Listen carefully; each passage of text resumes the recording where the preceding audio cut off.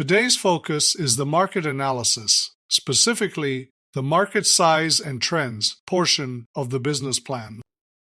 This section answers a very practical question: is there a real, reachable, and sufficient local market to support this business? To make this concrete, I will use a drive-through coffee shop business idea as an example throughout this lecture.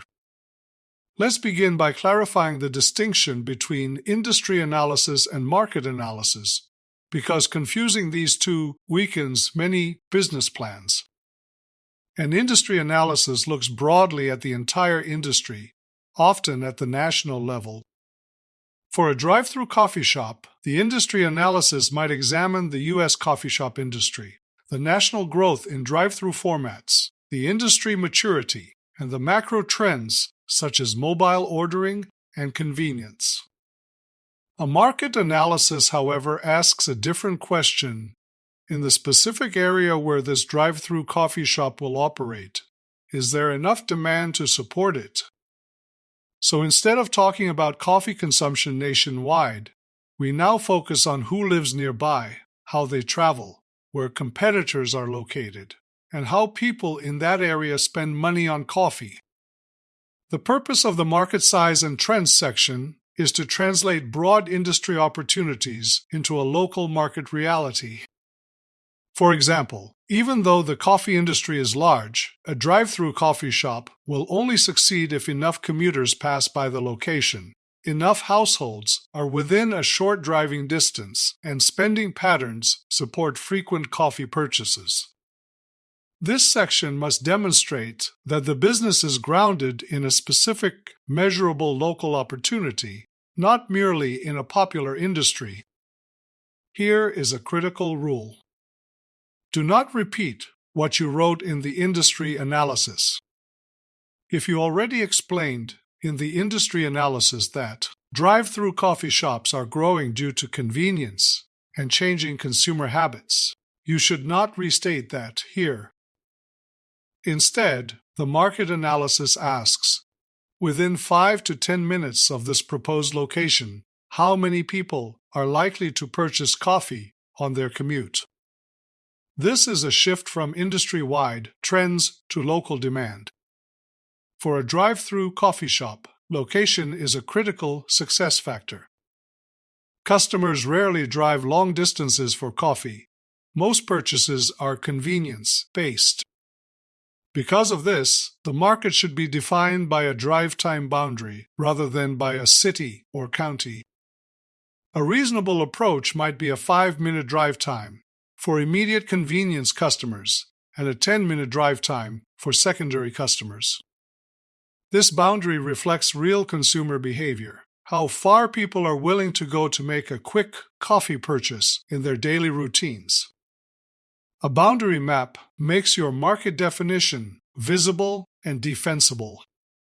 For the drive-through coffee shop example, a strong boundary map would show the proposed shop location, 5 and 10-minute drive time areas, major roads and commuter routes, and nearby drive-through or coffee competitors. This visual helps the reader immediately understand how large the market is, how concentrated competition may be, and whether traffic patterns support the business. A boundary map is not an optional decoration. It strengthens your market argument.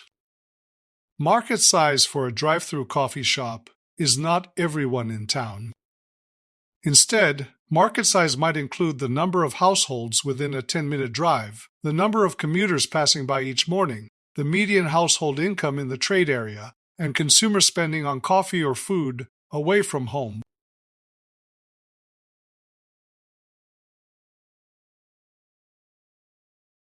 Median household income supports discretionary spending, and coffee-related spending per each household is above average.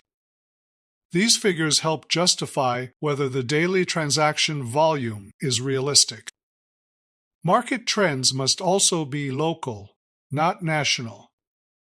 For the drive-through coffee shop, relevant local trends might include population growth in nearby residential developments, increased commuter traffic along a major road, growth in working professionals or students, or rising spending on food and beverages outside the home. For example, if ArcGIS data show increasing households within the 5-minute drive area, that trend supports future demand. If the population is flat, but commuter traffic is rising, demand may still be strong due to convenience-based purchases. For this portion of the business plan, your main data sources will be ArcGIS Business Analyst to define trade areas and estimate population, income, and coffee-related spending. Power BI to summarize and visualize market size and trends clearly, and the U.S. Bureau of Labor Statistics to provide context on local employment and wage conditions that affect discretionary spending. These tools allow you to quantify the drive-thru coffee shop's local opportunity instead of relying on assumptions. When writing this section, your narrative should define the trade area, present key market size metrics, describe local trends, and interpret what this means for feasibility. For example, instead of listing numbers, you might explain: the target market for the proposed drive-thru coffee shop is defined as a 10-minute drive time area surrounding the site. Within this boundary, population density, income levels, and coffee-related consumer spending suggest sufficient demand to support frequent, convenience-based purchases. This shows analysis, not just reporting. Even a large local market can be challenging if competition is intense. For a drive-thru coffee shop, this means evaluating how many other drive-thru coffee options exist inside the boundary, where they are located relative to traffic flow, and whether certain commuter corridors are underserved. Your discussion of market size should align with your competitive analysis. A strong, undifferentiated market is still risky. A moderately sized market with unmet convenience demand may be more attractive.